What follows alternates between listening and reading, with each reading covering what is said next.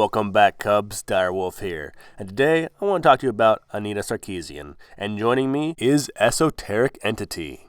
Hello everyone. I've wanted to make a video on Anita Sarkisean for a long time, but she only uploads a new video every 6 months, and my channel is relatively new. Thank you, Esoteric, for first suggesting the video, and second for joining me in deconstructing another of Anita Sarkisean's poorly researched bits of feminist propaganda. However, before we get to the video, if you don't mind, I'd like to explain to the uninitiated who is Anita Sarkisean. Anita is a Canadian-American feminist, media critic, blogger, and public speaker, and also the founder of Feminist Frequency, who is most well known for her attacks on the gaming industry, which has come to be known as Gamergate. These attacks took the form of saying that game developers were being inherently sexist and racist in the way they developed their characters. This was a very popular notion among the left-wing media and the feminist ideology in 2014. Anita created a cash cow out of this sentiment by creating Feminist Frequency as an outlet for feminist propaganda, targeting game developers and attempting to shame them into producing more politically correct content and shutting down games that they believe to not be in line with the feminist ideals. For this purpose, she has managed to crowdfund over $1 million over the last few years to produce very few and low-quality products and less than she has promised. Her first crowdfunding project was to collect $6,000 to produce 5 videos over half a year criticizing female tropes in video games. Focus on tracking 5 stereotypical representations of women throughout the history of video games. I'm going to look at the damsel in distress, the fighting toy, the sexy sidekick, the sexy villainess, and the most common trope in video games, women as background decoration. I actually raised 25 times what I initially asked for. She originally promised 5 videos in half a year for $6,000, but actually provided 2 videos in 3 years for $150,000. She couldn't even follow through with producing the propaganda she had promised for only $6,000 when she received far more money. I guess she didn't have the time, but she did have time to bilk the feminists of even more money, booking countless speaking events where she got paid $20,000 to speak about sexism and racism in gaming. Her entire business model is to invent oppression in video games and then to request feminists to give her money to make videos exposing it. She's repeated this scam several times, producing multiple crowdfunding efforts paying up to $1 million in total, but never once producing what she's promised. Anita is an opportunist who bilks the feminists at the maximum amount of money with the least amount of effort, and her genius strategy is as simple as saying that everything is sexist and everything is racist. Everything is sexist, everything is racist, everything is homophobic, and you have to point it all out. What's also a very important thing to note about Anita Sarkisean is that she is one of the most incompetent people in the entire internet when it relates to subject matter. For example, she made herself famous being opposed to Gamergate by being right alongside Zoe Quinn, crying sexism at people who criticized the gaming press, by going as far as to schedule time at the United Nations to complain about negative feedback they're getting on their Twitter pages. Direct victims assistance and crisis center for people who are currently under online abuse, as well as a victims advocate group. We've handled I think over 1,000 cases since we launched in January, and we're staffed entirely by people who have been through this. We deal a lot with triage, so people come to us when things have already gotten to the worst. Yeah, so Feminist Frequency is a nonprofit that I run where we look at the way women are represented in the media, and by doing this work, I have been the target for 3 years nonstop of egregious online harassment in all levels. I think it's important to recognize that harassment is, as someone had mentioned, it's not just what is legal and illegal, right? Harassment is threats of violence, but it's also the day-to-day grind of you're a liar, you suck, you know, making all of these hate videos to attack us on a regular basis, and the mobs that come. And on top of this, she, in her own words, claims to hate video games and know nothing about them. Yet people have given this tard almost $500,000 to present her half-assed and stupid opinions about them. It's a soundtrack of one song, except I'm doing video games. So it's not exactly a fandom. I'm not a fan of video games. I actually had to learn a lot about video games in the process of making this. Video games, like, I would love to play video games, but I don't want to go around shooting people and ripping off their heads, and it's just gross. So Hence, this is my response to that. What is important to understand about Anita is she is highly incentivized to the tune of hundreds of thousands of dollars to push her predetermined narrative. She does not care about the truth because the truth does not get her paid. What gets her paid is the victim narrative, which brings us to this video. What are we watching, Esoteric? I think this one just might be the worst episode of Feminist Frequency by far, and that is saying something. Because this is basically the offensive Halloween costume episode of Feminist Frequency. Ubisoft's 2012 game Far Cry 3 cast players as Jason Brody, a young white American man vacationing in Bangkok with his brother and their white friends. Funny thing to note is that SJWs are the only people who look at race, aside from white nationalists and Nazis, and think that that's an important character trait. Yet it's the people who disagree and think that race doesn't matter that are the racists. What Anita is trying to imply is that because the main character hero in this story is white, that is implicitly racist. What she is ignoring is that 13% of the main character heroes in modern games are black, which is proportionate to the population in the United States, which produces most of the games. If a game is deemed racist solely on the fact that the main character hero is white, then there is no scenario where a main character hero can be white and the game would not be racist. That makes no sense. There are countless main character heroes in very popular games that are black, and these games are popular and these characters exist not because you harass the game industry, but because they sell. You can't look at this massive list and tell me that black people are not fairly represented in gaming. And also, using her logic, wouldn't the game Shadow Man for the Nintendo 64 or games like it that have a black main character be racist against white people? No, of course not, because you can't be racist towards white people, remember? But their carefree fun comes to an end when a skydiving trip goes wrong and they all end up being kidnapped by evil pirates who, you guessed it, are not white.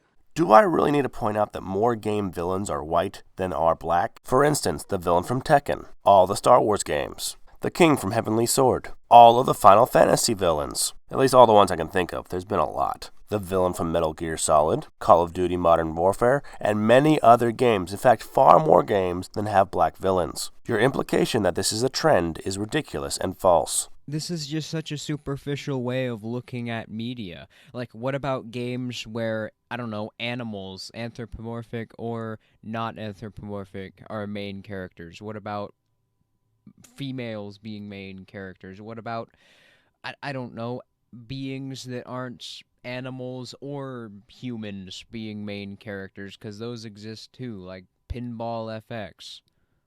Jason escapes and encounters a group of island natives called the Rakyat, who enlist his help to rid their island of the pirates, ushering Jason into his exotic and exciting new role as a tribal warrior and white savior Isitra, a young woman who's viewed among her people as a warrior goddess. Under her guidance, Jason's adventure rapidly becomes an absurd hodgepodge of racist stereotypes about tribal cultures and brown women. What you don't seem to understand is that video games are art. They are not social commentary. They use fictional stories that add depth to the game. And all fictional stories use small elements that are disconjointed from each other from reality to build the story. But even though the stories have elements of reality, they do not reflect reality, and they're not a commentary on reality. So when someone creates a fictional island with a fictional tribal culture, they are not judging, they're not commenting, and they're not oppressing any culture from which they use some elements of to build their new imaginary culture and people. It is impossible to create a story without any elements of what we as humans understand about the world around us. We only can use what we know as building blocks to make new things. It would be far more offensive to try to be 100% accurate in the way we depict a culture and then put them into the scenarios in these games, which are often very violent and would not represent what these cultures would do. Is it more offensive to 100% accurately depict ISIS and have a game where you are playing against or as ISIS? Or is it less offensive to make it some other nameless or unreal terrorist group that you are either fighting with or fighting against? What is more offensive, being accurate or creating something new? Obviously, it would be less offensive to create a fictional culture, but to create that fictional culture, you have to use some elements from reality to build that story. This island tribe was not a depiction of any real people and not a judgment of any real culture. It is not racist. It's art. Also, you notice that she used the term white savior. That doesn't make any sense because the tribe in Far Cry 3 isn't looking for the main character to save them. Rather, they're using him and manipulating him for their own selfish ends. This isn't even mentioning that the game has multiple story branches where you can turn against the tribe and fight against them and not obey their commands. So what the hell are you talking about, Anita? Are you really just so eager to use slurs against white people that you can't even wait until they make contextual sense? At one point, Citra gives Jason a hallucination-inducing drink which leads him into battle with an imagined giant. After he defeats the monster, he's rewarded with a topless Citra, telling him that he's now part of the tribe. You are Rakyat. Citra's strange mystical powers return later in the game when she blows a glowing dust into Jason's face, triggering another hallucinatory sequence that culminates in the game-ending choice: to save Jason's friends and leave the island, or to do Citra's bidding, to savagely kill his friends and stay on the island with her. If players choose to murder Jason's friends and stay with Citra, a scene plays in which the two of them have sex. Then she stabs him while stating that their child will become the new leader of the tribe.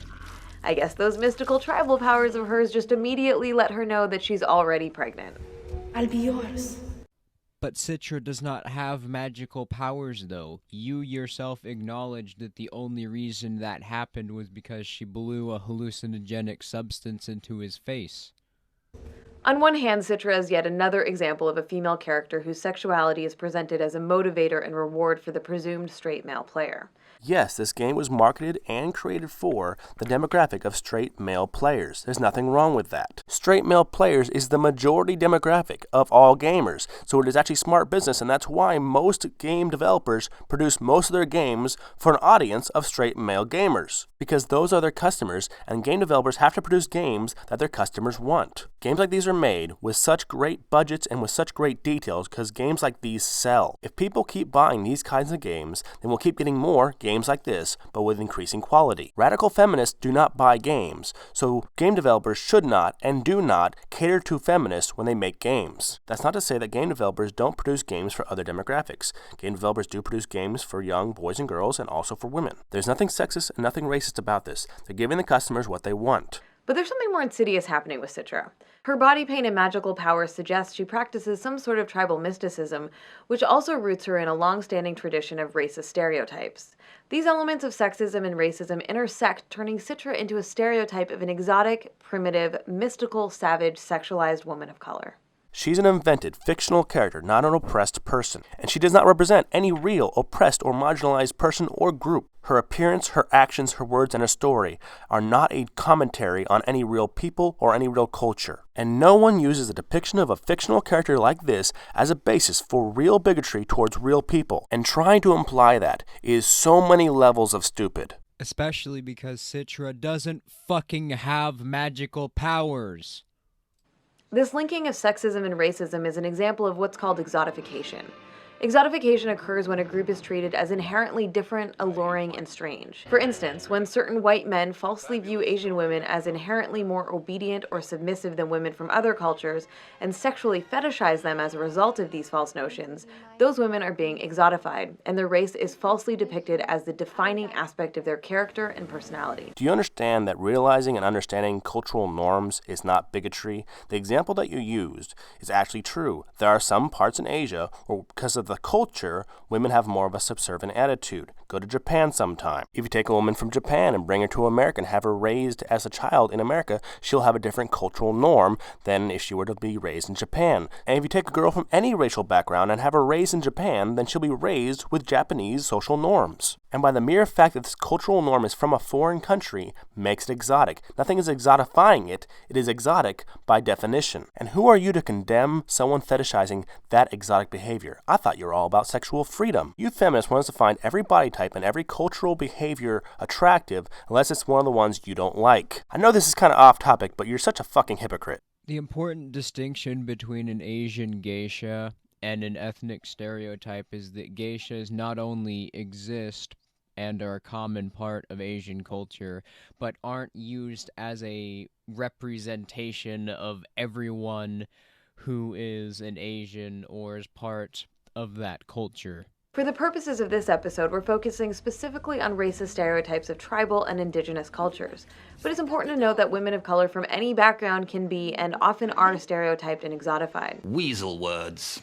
Hobbit. Again, I feel like I need to point out that exotic means originating from or characteristic of a distant foreign country. The term exotify, or to make something exotic, or to make something from a foreign country is a nonsense term. But even if you imagine for a moment this not a completely meaningless term, please explain to me why it's a bad thing. Why is it wrong to find someone who is different or foreign to you attractive? Does your same lack of logic apply when someone who is not white finds someone who is white attractive because they are exotic to them? Do you think someone should only find someone attractive and marry them if they are the same race and they are not exotic? You know who agrees with you? White nationalists. Who knew you have something in common? You have no right to tell someone what they can and cannot fetishize or what they can and cannot find exotic and attractive. Sometimes black female characters are exotified entirely through clothing that simultaneously sexualizes them while also evoking racist stereotypes.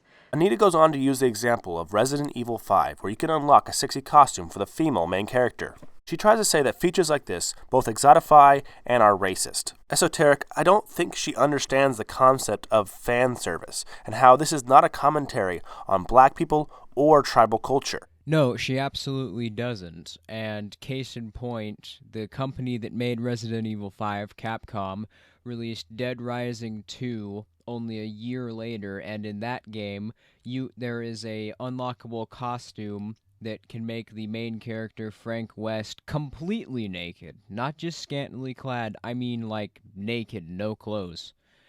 So there's nothing sexist about this.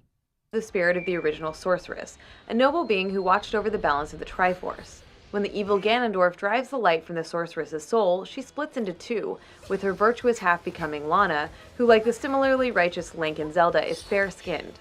Meanwhile, her evil half becomes the darker-skinned Sia, who casts dark magic, wears an extremely sexualized outfit, and whose body is adorned with markings reminiscent of tribal body paint.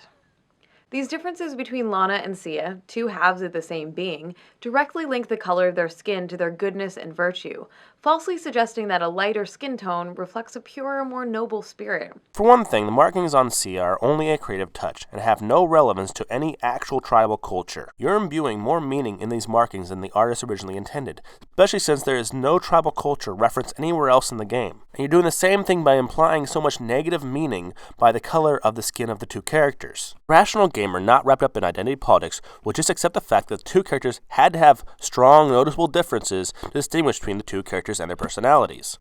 In reality, lighter-skinned women of color are often depicted as more desirable and more virtuous because they come closer to meeting the culturally dominant white beauty standards. You need to cite a source for that ridiculous claim, because America is very diverse, has many different cultures, and there's not just one set of beauty standards. There's media, fashion, and products available for the many different, and sometimes contradictory, beauty standards in the West. Obviously, what an artist finds attractive will often find its way into the artist's work. This preference is not bigotry, and is not a sign of conspiracy to portray one race as more attractive than the other. You're applying the racist meaning to the art. It is not inherent to the art.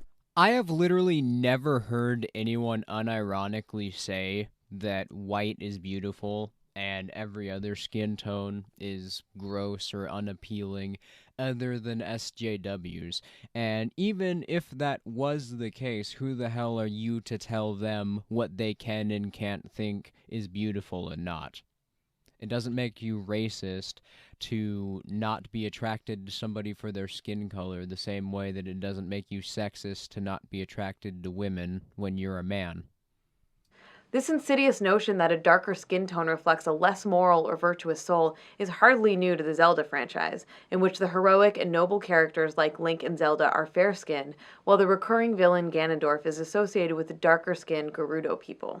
Does that same flawed logic apply to games like Assassin's Creed, where you have a black female hero who kills white villains? Is that game racist towards white people, or is that just how the artist chose to tell the story? Not once in all of the Zelda franchise has anyone in the game ever said that the bad guys are bad because they're black, or that they are black because they are bad. Nor was it ever implied, and any game that would do that would have backlash and would not sell. You forget, Dyer, that Anita is a social justice warrior, so it's very likely that she doesn't understand how the market and competition works, and rather just thinks that capitalism is going to another country and enslaving black people, because she thinks that everything is going to another country and enslaving black people. In Diablo 3 there are 6, soon to be 7 classes to choose from, but only one of them is represented by black characters, the Witch Doctor.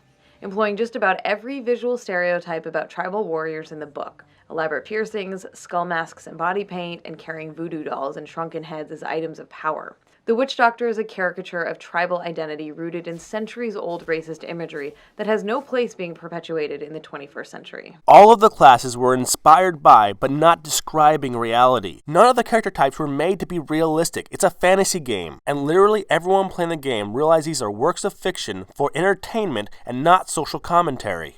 I can't fucking believe that she thinks that fighting games are supposed to realistically portray characters when you have characters like E. Honda who are sumo wrestlers, but at the same time as being fat, they also have a six-pack, which is like literally impossible. It's no secret that fighting games often feature sexualized female characters, and often feature characters whose design is rooted in ethnic stereotypes. Sometimes these two elements combine in sexualized, exotified female characters.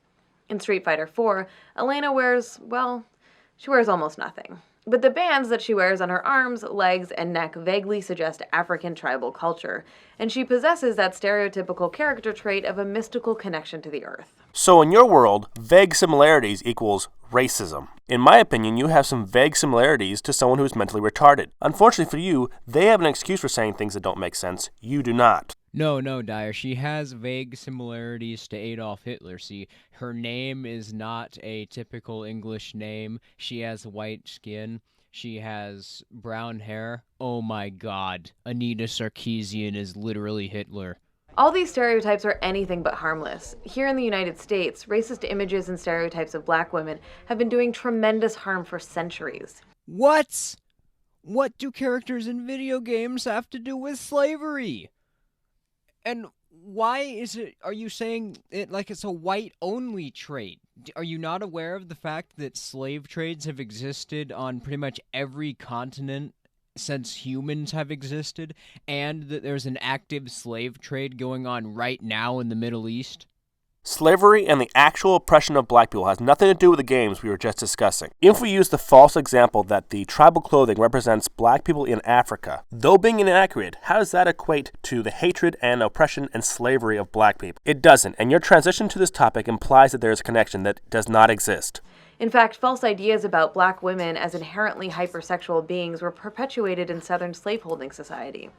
This was a time when oppressive Victorian ideas still held sway, creating a false sense of womanhood as inherently domestic, submissive, chaste, innocent, and modest. This has literally nothing to do with gamers, games, game culture, or even this century.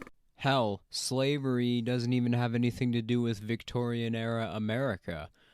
Well, it existed, but it is not something that Victorian-era America came up with. Especially when you take into consideration that no one was considered a full citizen unless they had a certain amount of property up until 1853. But the reality of black women's lives as slaves was irreconcilable with these notions. Not only were female slaves, of course, denied any and all basic rights as people, they were also often forced to be naked when on display at auctions, were regularly whipped in partial or total nudity as punishment, and were frequently sexually assaulted and raped by their owners. Females in games are portrayed in a sexual manner, and by the way, more white women are portrayed sexually than black women because there's more white women in the games. Because sex sells, not because of slavery. Partially clothed women in games sells more games. It has nothing to do with racism and nothing to do with sexism. It has to do with the customers who are buying the games, who are young, straight males by and large. In her essential book, Sister Citizen, Melissa Harris Perry explores how myths about black women's sexuality were deliberately perpetuated by white people as a way of rationalizing their cruel and dehumanizing treatment of female slaves. Really? You're so desperate to make your claim and sound authoritative that you wave your citation wand at a book written by Melissa Harris Perry? And for those of you who don't know who Melissa Harris Perry is, that's the woman who went on MSNBC and said the following things which are now infamous. I have feelings, good, bad, and otherwise, about Star Wars, and I have a lot. I spent whole day talking about the whole Darth Vader situation, but really? Oh, you could? Yeah, like the part where he was totally a black guy whose name basically was James Earl Jones, who, right. and we were, and but while he was black, he was terrible and bad and awful, and used to cut off white men's hands and didn't, you know, actually claim his son, but as soon as he claims his son and goes over to the good, he takes off his mask and he is white. Oh, yes, I have many feelings about that. Respectful, speaks highly of Paul Ryan. This is somebody who's trying to govern. Alfonso, I feel you, but I just want to pause on one thing, because I don't disagree with you that I actually think Mr. Ryan is a great choice for this role. But I want us to be super careful when we use the language hard worker, because, I mean, I actually keep an image of folks working in cotton fields on my office wall, because it is a reminder about what hard work looks like. So I feel you that he's a hard worker. I do, but in the context of relative privilege. And I just want to point out that when you talk about work-life balance and being a hard worker, the moms who don't have health care, who are working on...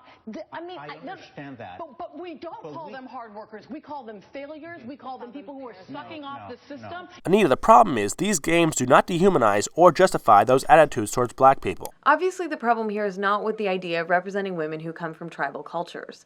Our media absolutely should reflect the cultural diversity of the world we live in, but that's not what characters like these do at all. These are not respectful, well-researched representations of actual cultures. Because they're not supposed to be. And if they were, they'd be very boring games. The people don't play these games so they can have a well-researched, accurate depiction of real cultures. They're playing these games because they want to play in a fantasy world. Gamers don't want to do research or have a cultural education. They want to play a game that helps them escape from reality.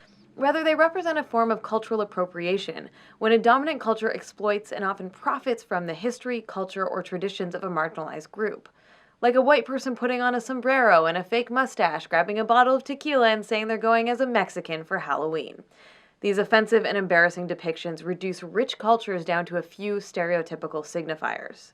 When someone from one culture copies something from another culture, it doesn't take it away from the second culture. It doesn't harm that second culture. And when it comes to works of fiction, appropriation, or using elements of different cultures and different things around the world is required. But thinking more broadly about appropriation in general, cultures must be allowed to mix, because when they do, they refine each other. And the very idea of telling someone that they must only do things that are stereotypical to their culture and they cannot branch out to other cultures is far more racist than someone wearing a sombrero for Halloween. Cultural appropriation is actually one of the most racist concepts that's regularly brought up by social justice warriors. And to any social justice warriors who may be watching this, allow me to explain it to you like this. A white person and a black person, two people, are playing golf on a golf course. A black person is wearing khakis and dressed very casually, like khakis, a sweater, a golf visor, and the white person walks up to the black person and says, "Hey, the clothes you're wearing right now, those are things that my culture invented and are traditionally part of my culture, so take your damn clothes off and wear something that's more fitting to your culture." Do you think mystical powers, skimpy, tattered clothing, body paint, and racialized hypersexualization are used as shorthand for exotic? As a result, these signifiers reinforce extremely false and damaging stereotypes about the people and cultures that they're appropriating. These false, harmful myths and stereotypes continue to contribute to the marginalization and oppression of women of color in America today. Actually, those skimpy costumes have literally done nothing to harm anyone ever. In her book, The Politics of Disgust, feminist theorist Anne-Marie Hancock discusses how racial stereotypes about black women contribute to a political system in which the marginalized continue to be underserved, oppressed, and unheard. I do have to give her a bit more credit in that Anne-Marie Hancock is less crazy than Melissa Harris Perry, but still, she's a social justice professor at USC that regularly talks about oppression Olympics. This is the logical fallacy of confirmation bias. Not to mention that this is nothing more than just a random citation that's a complete non sequitur from the original topic of the video that doesn't even provide any information. How can you say after all the Black Lives Matter riots and protests that minority groups in America are not being heard? If they were truly oppressed, they wouldn't be allowed to protest, let alone block streets and burn down private property. We very rarely see portrayals of women of color in games that incorporate the cultural history of those characters in honest, respectful ways. In many ways, Alex Vance from Half-Life 2 and its follow-up episodes is a great character, and it's good to see a non-sexualized woman of color in such a prominent role. But the game isn't concerned with her cultural background. Yeah, it really sucks when games focus on silly things like, the plot to the game, rather than in-depth cultural studies on each of the minority characters. Gamers really want to know how all the NPCs are oppressed and how it's all their fault. The mainstream media has constantly been trying that tactic of telling white people and males and heterosexuals that they're oppressing people of other sexualities, genders, and races. And, well, most of the mainstream media outlets are financially failing. So that shows you how well a game that does the same thing would sell. Nilin, the biracial protagonist of Remember Me, is a sexualized female protagonist, but the sexualization doesn't employ racist tropes. Like Alex, her cultural background is treated as irrelevant. Anita Sarkisean literally thinks that if you treat someone's race as being irrelevant, then that means that you're racist, aka the opposite of racism is racism. I'm just gonna let that sink in for a second. Racism. Anita, you keep using that word. I don't think it means what you think it means.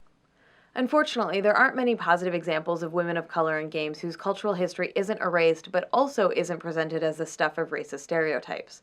And that's a shame, because characters whose cultural background is incorporated honestly and respectfully can work to challenge the deeply racist status quo. Out of all the games you've mentioned and all the clips you've shown, none of them have been inherently racist or sexist. You have been willfully misinterpreting them to be racist and sexist so you can sell it to your audience because that's where your money comes from. And I disagree that the status quo or the majority of people in America or the West are racist. I think you just make money off people believing that is the case. Well, we know certainly that Anita Sarkeesian is racist. After all, she literally believes that black people should be treated differently according to their ethnicity. We're at least seeing some improvement where black male protagonists are concerned. Though they're far from perfect in terms of representation, 2016's Watch Dogs 2 and Mafia 3 center black male characters and acknowledge black identity and structural racism as aspects of their characters' lives. Mafia 3 does feature a supporting character named Cassandra, a woman of Haitian heritage whose background is very important to her character. Cassandra fights the entrenched Italian mafia and their racist brutality against the poor black citizens of the game's fictional southern city. The game 1979 Revolution doesn't center a woman as its protagonist, but in telling the story of the Iranian Revolution, it illustrates how games can introduce players to new cultural perspectives in ways that are respectful and compelling, and that work to counteract stereotypes rather than to reinforce them. We are a nation of equality greater than Western capitalism. This kind of respectful treatment of cultural history and traditions should be the norm. Both of the games you just mentioned had very strong political messages, and a lot of gamers don't want to play a game that has a political agenda. What you dream of creating is propaganda that people can play. Another way for you to indoctrinate people into your ideology. Unfortunately for you, gamers don't want to be indoctrinated. They want to play a fantasy. And that quote of capitalism being racist. Again, I was joking a second ago when I mentioned that, but it appears that she literally believes what I said that she believes. Did I wake up in some sort of backwards reality where everything I say becomes reality? Let me try it. Every rapcore CD that ever has existed or will exist, I have it in my possession. Nope, social justice is just that backwards and stupid. But instead, games more often just plunder marginalized cultures with no sense of respect and no concern whatsoever about accurately reflecting the people and traditions they're appropriating from. To put it simply, it's not okay for games to reduce these cultures to stereotypical costumes and personality traits in an effort to add a bit of exotic flair to their worlds. You have no right to tell people how they can write stories or what they can write stories about. And don't get it twisted. Games do tell stories, and they are a form of expression. And there's nothing wrong with a game developer or a writer using inspirations from the world around them to create their world. And you have no right to stifle their right to express themselves freely. It should not be too much to ask for and expect representations of people of color whose cultural backgrounds are acknowledged and woven into their characters in ways that are thoughtful, validating, and humanizing. Anita, if you want to risk your own money to develop a game that fits that requirement, go ahead. But you have no right to tell a writer how to be creative, and you have no right to tell a game developer how to run their business. And Cubs, the truth of the matter is, Anita doesn't really believe that everything is sexist and everything is racist. She has to sell this message because that's how she will get paid. She is one gigantic scam artist, and I am very thankful that the gaming community and game developers do not listen to her. Thank you very much, Esoteric Entity, for joining me for the video. Cubs, please check out his channel. It will be linked in the description of the video. Thank you for hosting me. I hope to do this again sometime. No problem, Esoteric. Thank you for watching, Cubs. Direwolf out.